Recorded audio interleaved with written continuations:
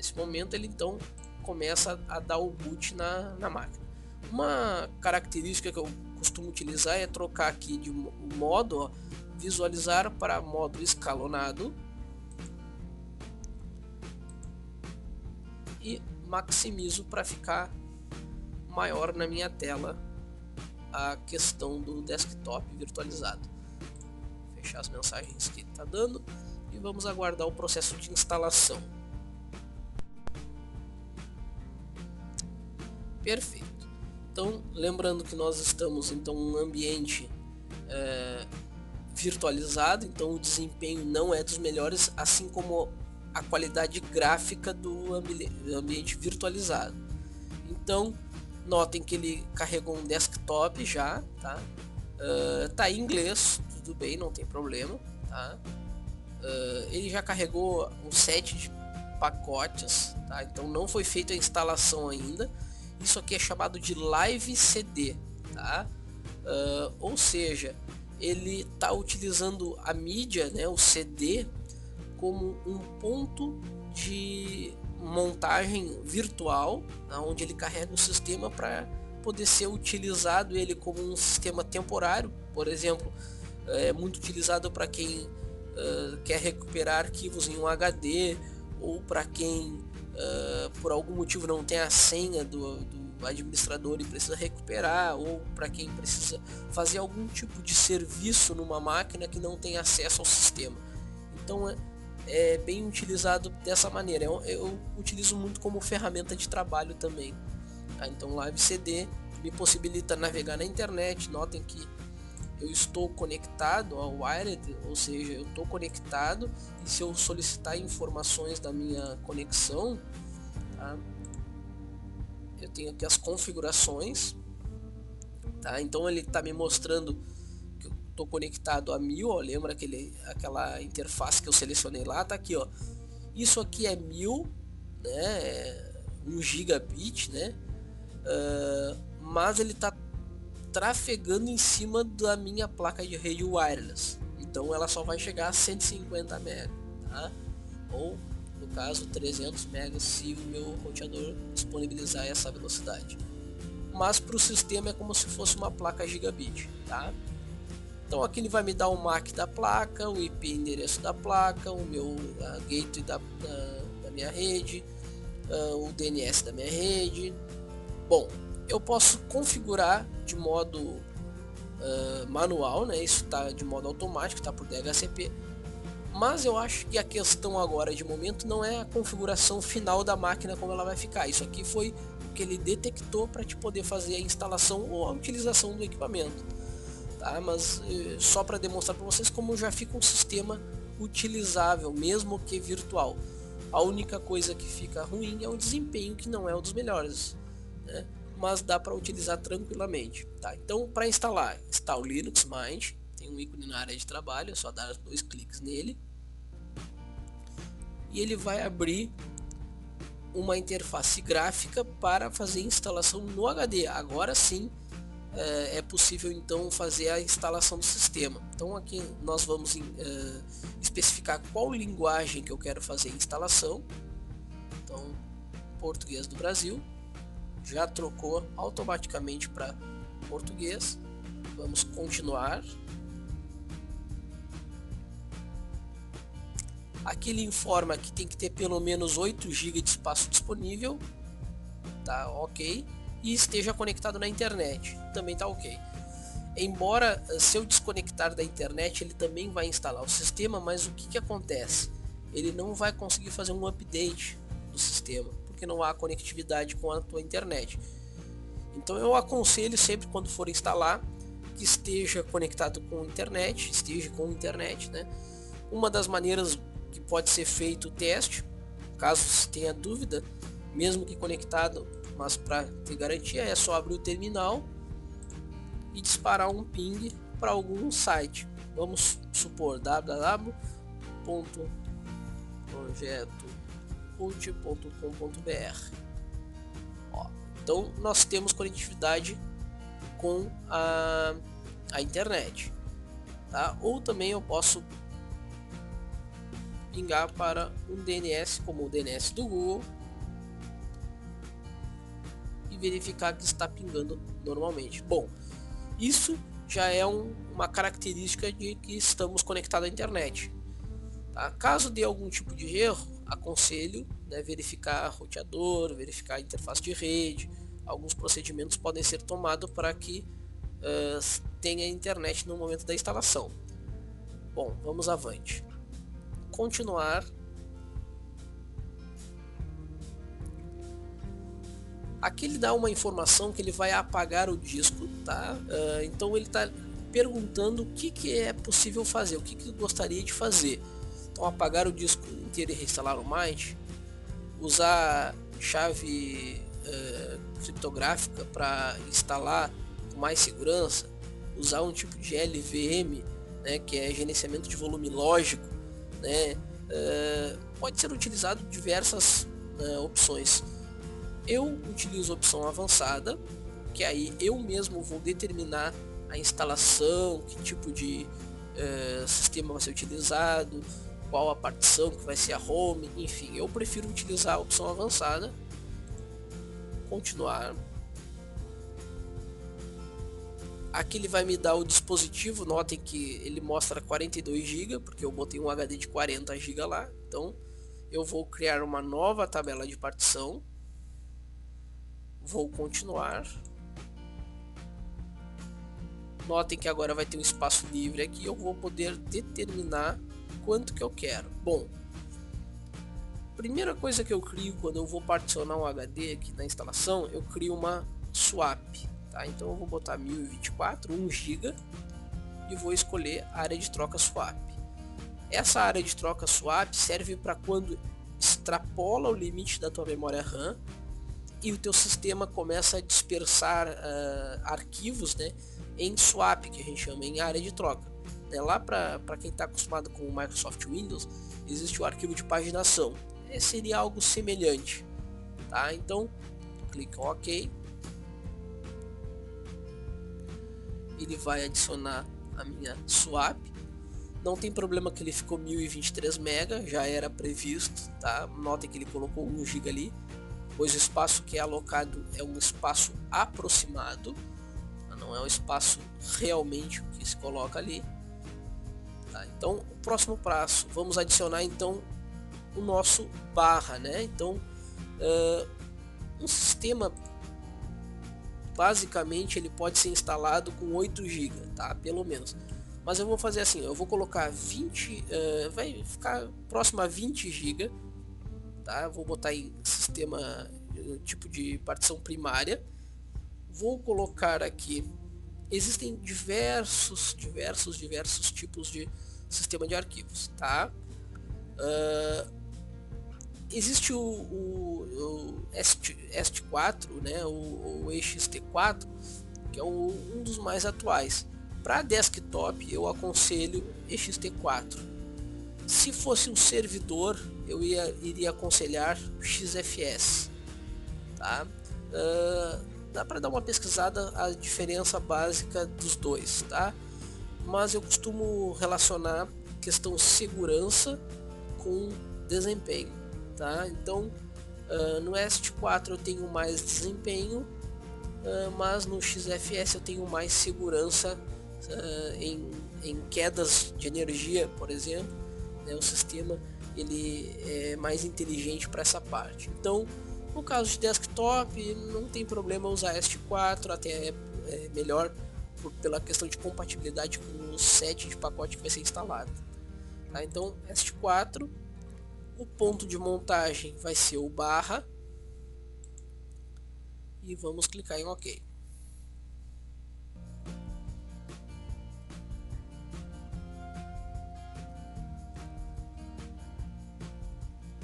Notem que ele colocou agora o barra dev SDA2 tipo EXT4, ponto de montagem barra.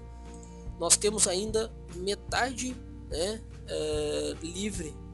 O que nós vamos fazer com essa metade livre, os 20.000 megas que tem aqui? Nós vamos adicionar uma nova partição, pode ser agora lógica. Pode ser EST4, só que agora o ponto de montagem dela vai ser home. Esse home aqui é onde vão ser guardados os arquivos do usuário ou dos usuários. Tá? Se a máquina tiver mais de um usuário, vai ser dos usuários. Se for apenas um usuário vai gravar aqui dentro. Tá? Então, clicando OK, ele vai adicionar então a barra home, que seria, fazendo uma comparação com o mundo Windows lá, seria a pasta Document Settings ou meus documentos, né, nos legados sistemas da Microsoft. Então nós temos três tipos aqui de partição. Aqui, ó, nós temos o SDA1, né, o dispositivo SDA1, que é uma swap, uma memória temporária, área de troca. Nós temos o SDA2 em EST4, ponto de montagem a barra, é onde o sistema vai ser instalado. Nós temos também o SDA5 em EST4 também, com o barra home, que vai ser a pasta dos documentos, né, do usuário, a pasta do usuário. Tá? Poderia fazer uma em EST4 e outra em XFS? Sim, poderia, não tem problema algum. Tá? Mas eu aconselho, quando for utilizar, ou utilizar as duas em uma ext4, ou as duas em XFS, ou as duas em ext3, assim por diante.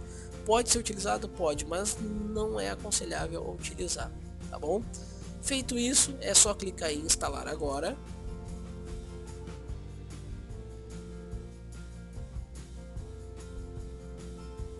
O instalador então vai começar a fazer o particionamento e a formatação do disco e já vai começar a perguntar informações enquanto ele está instalando. Tá? Então, por exemplo, o fuso horário o mais próximo do meu local é São Paulo mesmo. Acredito que é o único no Brasil. Tá? Não tem outro local. Ó, tem Bahia, Fortaleza, é só para os gaúchos é que não tem. Ó. Tem Montevidéu, mas aí já foge do fuso. Então, São Paulo seria mais próximo da minha região. Pode verificar se existe uma região mais próxima sua, né? E clicar em continuar.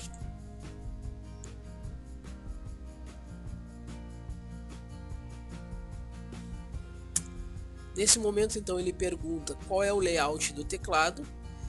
Como eu escolhi a linguagem em português, obviamente ele já me trouxe o padrão português Brasil. Tá? E aqui ao lado nós temos vários modelos, né, do layout do teclado brasileiro, tá? Onde eu aconselho a selecionar o primeiro, como ele já está, e só testar aqui se sai a tecla C cedilha. Saindo a C cedilha, a acentuação está correta. Tá? Então eu aconselho a sempre testar. Deixa eu voltar aqui que ele pulou ali. Ó, eu aconselho sempre a testar para ver se existe incompatibilidade, né, do teclado. Pode ser que aconteça de escolher algum outro tipo de teclado, layout, e não ter acentuação na hora de escrever. Então é importante fazer esse teste. No meu caso, português Brasil foi suficiente, já apareceu C cedilha, barra, então já está o teclado correto. Tem a opção também de detectar o layout do teclado, que na verdade é o que ele faz quando ele vai trazer essa tela aqui. Tá? Ele vai tentar detectar o teu teclado e te colocar na melhor posição. Caso o teu teclado não seja brasileiro, é interessante saber qual é o país de origem dele e testar, né, da mesma maneira, escolher o país e testar as teclas, ver se está corretamente. O que acontece muito é o pessoal ter teclado espanhol, né, por algum motivo ter o teclado espanhol, e aí seleciona Brasil e ele não funciona. Então é interessante escolher o país correto e testar. Depois, continuar. Próxima tela, ele pergunta quem é você. Então o seu nome, nós vamos colocar aqui o nome do usuário. Então eu vou preencher com um nome padrão, tá? Usuário. E o nome do computador. Então eu vou colocar aqui projeto root, vai ser o nome desse computador. O nome de usuário, tá? Para o sistema. Aqui é o nome do teu nome, poderia ser o usuário do projeto. E aqui seria o nome de usuário. Vai ser o nome que vai ser considerado. Lá em cima é apenas uma informação, tá? Uma senha. Nós vamos colocar uma senha. Então, nota que ele não vai mostrar senha, tá? Ele vai simplesmente mostrar ela com pontos, tá? Então, eu vou botar uma senha de 1 a 6. Ele informou que a senha é razoável. Eu acredito que não seja correto utilizar uma senha dessa maneira, tá? Mas só para teste vai ser de 1 a 6. Aqui ele solicita a informação: iniciar a sessão automaticamente, solicitar minha senha para entrar. Eu prefiro utilizar solicitar a minha senha para entrar por questões de segurança, né? Caso você ligue o computador e, sei lá, saia de uma sala, ninguém vai utilizar o seu equipamento se não souber a senha. Existe também a opção de criptografar a minha pasta pessoal.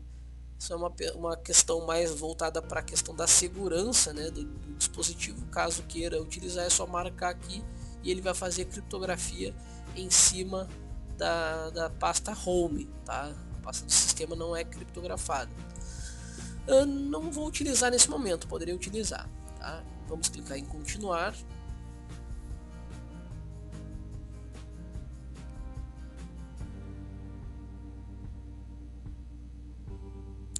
E ele vai terminar de instalar. Enquanto eu fiz todos aqueles passos, ele já estava formatando, né? Já estava sendo formatado, né? Particionado, formatado e instalado o sistema. Então nesse momento ele está apenas concluindo com as informações que eu passei, tá? que eu passei a informar ali o nome de usuário, senha. Então ele vai começar a preencher, né, no sistema com essas informações. Enquanto ele instala o sistema, é possível ir utilizando mesmo para navegar, ver e-mails, enfim, enquanto ele está sendo instalado. É claro que o desempenho nesse momento é o que vai levar o tempo de instalação, né? O desempenho da máquina, o ambiente é virtualizado e tem pouca memória, então ele vai levar um pouco mais de tempo. Então talvez eu vá dar uma acelerada no vídeo para não ficar tão extenso. Nesse momento então ele está fazendo a instalação do pacote de idiomas, por isso que precisa estar conectado na internet também. Então em alguns momentos ele tem um set de linguagem já, né? Mas como existem alguns programas atuais, então o que acontece? Ele está baixando esse pacote mais atualizado. Então é interessante, sempre quando for fazer a instalação, estar conectado na internet, de preferência com uma internet um pouco rápida. Então pode ser possível ter que baixar bastante coisa da internet, então aconselho a manter a conexão estabilizada.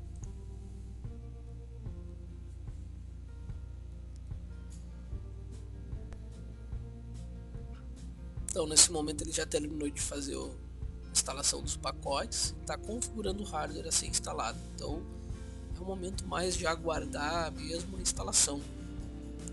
Lembrando que alguns podem achar o sistema demorado a instalação, mas não acho não, porque quando se instala um sistema Microsoft Windows, arriscar a falar do Windows, então se tem a mídia de instalação, né, supondo-se que se tem a original, né, se tu instala ela e depois do sistema instalado tu instala o pacote de Office, né, pacote de programas do dia a dia para navegar na internet, enfim. Aqui não se trata nem da questão do software pirata ou software original. Eu estou relacionando ao meio de instalação, a forma de instalação, tá? Então nos sistemas Linux, geralmente quando tu instala um sistema Linux, ele já vem com um set de pacote básico, né? E esse set de pacote, né, esse conjunto de pacote já vem anexo nele, né? Programa para edição de texto, por exemplo, eu estou usando um Live CD, né? A instalação através do Live CD, e ele me permite, por exemplo, utilizar o pacote Office, ó. Então ele já vem com o LibreOffice instalado, mesmo que em inglês. Eu tenho na versão do Live, né, um pacote Office já utilizável, e quando eu instalo o sistema, eu também tenho esse pacote do LibreOffice, né, que seria o Office para Linux, instalado também, assim como outros set de pacotes, né? Então o LibreOffice ele já vem nativo nas instalações, seja ela Linux Mint, seja ela Ubuntu, seja ela Debian, né? Claro que algumas não tem, né, por questões de políticas do desenvolvedor, mas no geral existe essa preocupação de já ter um pacote, né, de aplicações, né, para o usuário, após instalar o sistema, já sair utilizando ele de forma simples, sem precisar catar programas, né, ou sem precisar pesquisar programas a se instalar no sistema. Então eu vejo isso como um ganho muito grande em relações a sistemas Microsoft, né, onde se instala o sistema e depois tem que correr atrás de programas para utilizar Office, programas para utilizar imagem, programas para utilizar arquivos de áudio e vídeo. Então existe essa preocupação no mundo Linux de já trazer um set de pacotes já básico, né, para o uso do dia a dia, tá? Então eu particularmente não acho que a instalação demore tanto. Bom, ele concluiu a instalação aqui, tá?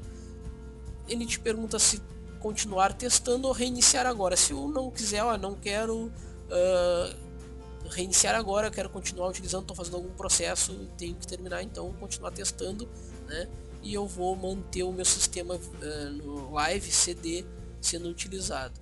Mas no caso eu quero reiniciar agora para mostrar o sistema já instalado para vocês. Então vamos reiniciar. Notem que ele vai fechar a máquina real, né? Ele vai reiniciar o sistema, obviamente não vai reiniciar minha máquina real. Aliás, ele vai reiniciar minha máquina virtual apenas. A máquina real ele não vai fazer nenhum tipo de alteração nela. É um pouco demorado na máquina virtual pela questão do hardware mesmo, né? Então não leve em consideração esse tempo da minha máquina, tá? Em modo geral, né, nas máquinas em geral costuma ser rápido, que a máquina não é uma máquina muito boa, tem só 4 GB de memória RAM, não é um equipamento muito novo. Então ele está reiniciando o equipamento.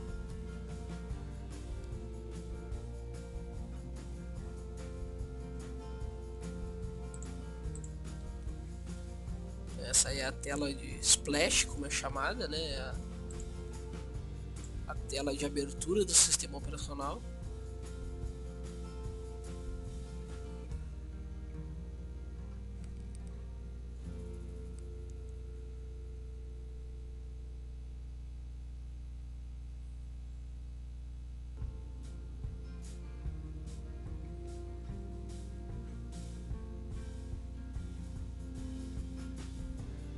Então agora ele mostra que essa aí seria o logon, né, a tela de login do usuário, tá? Então o login aqui eu vou preencher com o nome do usuário ou clicar em cima do nome usuário, tá? Então eu posso digitar o nome ou clicar. Eu vou clicar para mostrar para vocês. Ele preencheu aqui já com o nome usuário, e lembrem daquele seu nome, né? Então usuário do projeto, e aqui a senha que é de 1 a 6, tá?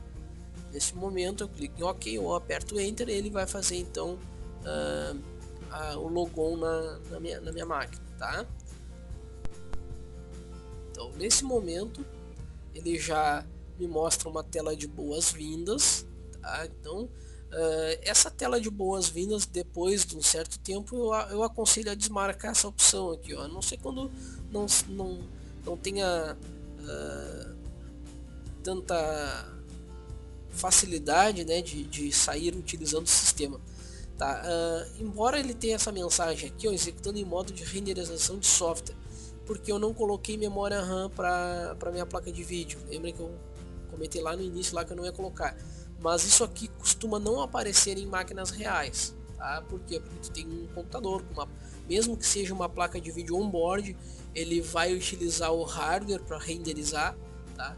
Nesse caso, eu estou utilizando um sistema de virtualização onde eu não coloquei memória RAM suficiente para ele fazer a renderização, tá, em 3D através de hardware. Então ele só está mostrando isso aqui, mas é facilmente ignorado, é só clicar nele, ele some, tá, e fica com a tela de boas-vindas aí até então se ter uma total certeza do sistema, né? Uma característica desse sistema é que ele praticamente ele é um sistema simples de usar, não requer muito conhecimento, mesmo em sistemas Linux não precisa tanto, né? É só o pontapé inicial, tá? Então aquele costuma colocar novos recursos, informações importantes, o guia em PDF, restaurar os dados. Então daqui a pouco o sistema começou a ficar lento por algum motivo, ou se apagou algum programa que se precisou e não está a fim de reinstalar o sistema por inteiro, então tem restaurar dados aqui. Então ele restaura os dados e aplicações de uma instalação anterior. Tá? Então eu fiz a instalação hoje, caso eu desinstale um monte de programas, eu venho aqui, clico nessa opção e ele acaba restaurando o meu sistema. Tá? Gestor de aplicações seria considerado o painel de programas, né? Central de programas, digamos assim, né? O painel de configurações dele. Então aqui são considerados os programas e aplicativos que se quer instalar. Sala de bate-papo, fóruns, tutoriais, são 3 ícones relacionados ao sistema Linux Mint. Tá? Então, sala de bate-papo, ele vai entrar no bate-papo do chat do Linux Mint. Tá? É possível entrar em outros canais, mas por padrão ele já abre o do Linux Mint. Fóruns também abre do Linux Mint. E os tutoriais também lá do Linux Mint, tá? Do site oficial. Dados de hardware. Então, se tem uma placa de vídeo 3D, se tem um hardware diferente, ele vai detectar aqui. Banco de ideias também, tá? É uma opção lá do site do Linux Mint, mas é uma opção que tu envia, né, para o pessoal do desenvolvimento alguma ideia. Não gostei de tal coisa no sistema, ou acho que ficaria interessante fazer tal menu, enfim. É bem interessante entrar em contato com a equipe de desenvolvimento, que é uma equipe bem ingressada, né, na questão de desenvolvimento do sistema. Eles são bem ativos nessa relação com o usuário. Contribua com o projeto, isso não tem a ver com o projeto root, tá, pessoal? Projeto de desenvolvimento do Linux Mint, tá? O projeto deles lá, caso queira participar, queira desenvolver alguma aplicação, é só entrar em contato com eles também. Doações para o projeto é interessante também, tá? Fazer a doação de qualquer quantia, enfim, é interessante quem é desenvolvedor ou quem gostaria de ajudar a equipe de desenvolvimento tem a opção de fazer doações para a equipe. Patrocinadores são as pessoas que patrocinam, né, o Linux, né, são as pessoas que gostariam de ter o seu nome no know-how da criação, né, no site, na própria distribuição, né, então é só entrar em contato com eles lá. Bom, se eu não quiser mais ver essa tela, é só desmarcar isso aqui. Na próxima reinicialização ela já não mostra, tá? Eu costumo desmarcar por já estar acostumado com o sistema e fecho aqui a janelinha. Então vou explicar rapidamente o desktop, tá, do Linux Mint, porque a intenção do vídeo não é mostrar o desktop em si, tá? Não é ficar exemplificando como utilizar o Linux Mint. Então só para dar uma pincelada rápida na questão da utilização do sistema, Então vou mostrar para vocês aqui o menu, tá? Então nós temos o menu na barra de baixo, onde tem 3 itens aqui iniciais, ó. Então tem o botão sair, tem o encerrar sessão e tem o bloquear tela. O sair, então, ele pergunta se eu quero desconectado, né, do meu computador, desligar, né, tendo as opções hibernar, reiniciar, cancelar e desligar. Se não acontecer nada em 60 segundos, ele vai desligar automaticamente. Então, vou cancelar. O encerrar sessão, ele aparece um menu então semelhante, né, perguntando se eu quero desligar esse sistema, trocar o usuário, cancelar ou encerrar a sessão. Da mesma maneira, em 60 segundos, se não acontecer nada, ele vai encerrar automaticamente a sessão em 60 segundos. Vamos cancelar. O botão bloquear tela, então, isso aqui é uma opção bem interessante quando vai sair para o intervalo e quer deixar o equipamento ligado, né? Então pode bloquear a tela e ele, se em qualquer momento, se alguém mexer no mouse, ele solicita a senha, e se errar a senha, ele não vai liberar o acesso, né, para a pessoa utilizar. Então, colocando a senha certa, é liberado novamente o desktop para ser utilizado. Depois no menu nós temos então arquivos, tá? Seria semelhante ao gerenciador de arquivos lá do Windows, tá? Então, só para demonstrar onde ficam as pastas aqui, essa aqui seria a pasta Home que foi instalado, tá? O sistema, na hora de particionar, nós escolhemos uma partição Home. Então a partição Home é a pasta pessoal do usuário, tá? Então vamos fechar. Nós temos também o terminal aqui para execução de comandos por linha de comando, ó. Então um comando, apertando Enter, ele é executado. Como o foco não é mostrar como utilizar o terminal, tá? Então só estou demonstrando a utilização básica, tá, dele. Então vamos fechar. Configurações do sistema. Aqui é feito toda a parte de personalização do sistema. Deixa eu maximizar para ficar um pouquinho melhor. Então nessa tela é possível configurar a aparência, as preferências, o hardware e a administração do sistema. Tá? Eu não vou entrar em cada um desses detalhes. É interessante que se utilize, né, para personalizar o desktop, para fazer alguma configuração no equipamento, mas o intuito não é, no caso agora, mostrar como utilizar o sistema Linux desktop, tá? É só toda uma pincelada para demonstrar a sua utilização. Então vamos lá. Então, em gerenciador de aplicativos, ele vai solicitar a senha, tá? Então prevenindo que pessoas não autorizadas instalem qualquer tipo de programa no equipamento. Então, após digitar a senha correta, apertando Enter, ele vai então fazer o carregamento do gerenciador de aplicativos.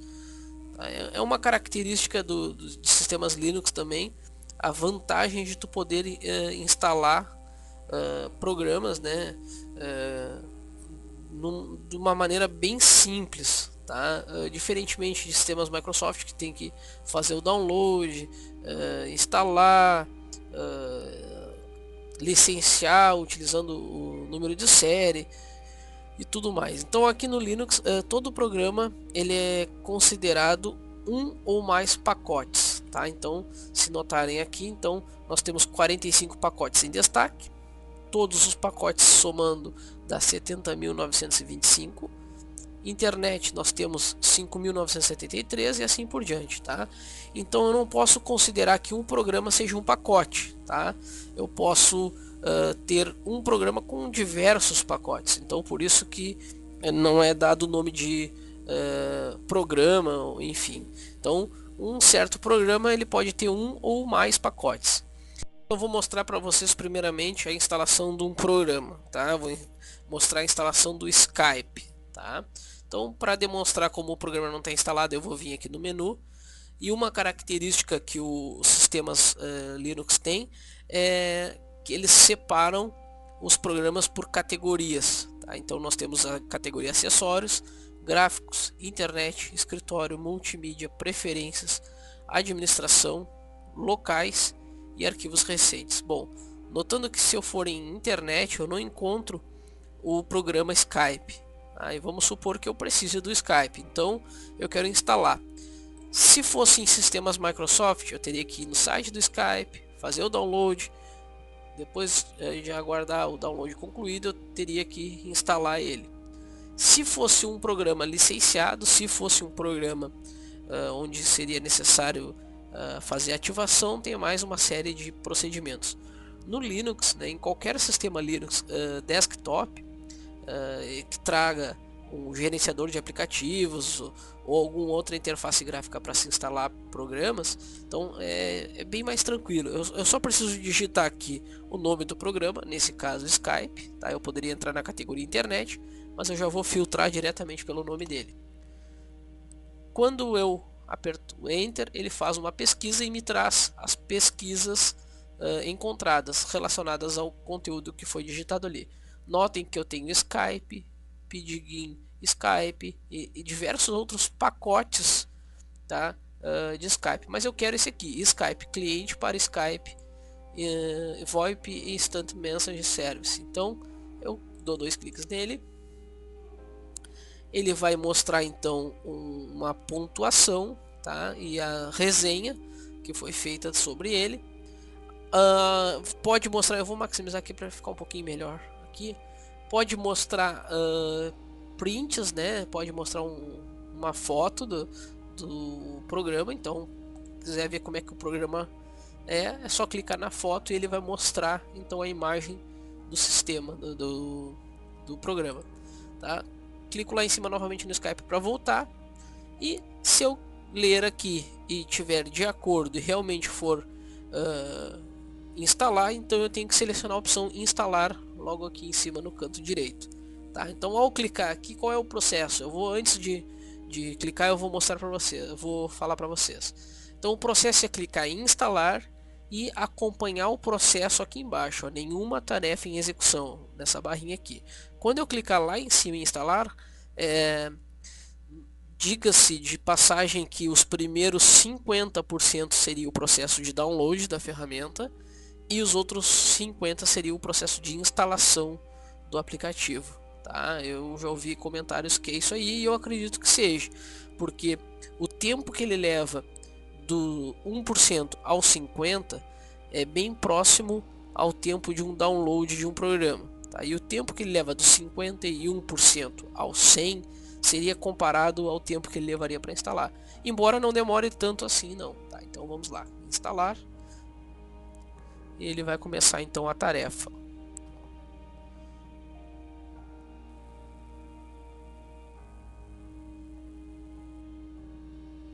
Perfeito, então o programa já foi instalado, ó, mostrando aqui a opção instalado para mim. Então eu já tenho esse programa instalado no meu computador. Provavelmente isso deve acontecer com qualquer programa que se instale no Linux, ele já deve criar o atalho no menu. Como é um programa para internet, provavelmente deve estar na categoria internet.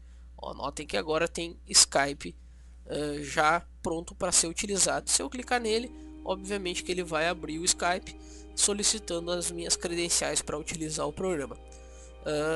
Essa é uma maneira de instalar, tá? É uma maneira bem simples e rápida. Não seria a única, tá? Não seria a única maneira de instalar um programa, mas eu só estou demonstrando de maneira bem simples e rápida de como utilizar o gerenciador de aplicativos. Vou fechar e vou continuar a explicação aqui sobre então os outros itens. Logo nós temos o navegador padrão, ele vem com o padrão o Firefox, pode ser instalado o Chrome, tá? Obviamente não vai ser possível instalar o Internet Explorer não pelos meios convencionais, pode ser feita a instalação através de uma emulação, através de um programa que simula o Windows, aí sim, mas não convém, né? Se tu já está partindo para um Linux, eu recomendo utilizar pelo menos o Google Chrome, né? Se não for a gosto, então que utilize o Firefox. Existem outros navegadores também para Linux, tá? Então isso aí é a gosto de cada um. Bom, eu não vou ficar focando muito em desktop, eu espero que eu consiga mostrar o Ubuntu em breve, tá? Lembrando que o sistema ele é um sistema Linux tranquilo de usar, bem simples, não é um sistema que consome muita memória, embora não seja um sistema, não é um dos Linux mais leves que existam, mas é um sistema bem simples de se usar, né? Se o teu hardware suportar, então com placa de vídeo 3D ou com mais memória, então vai ficar bem mais liso de utilizar o sistema.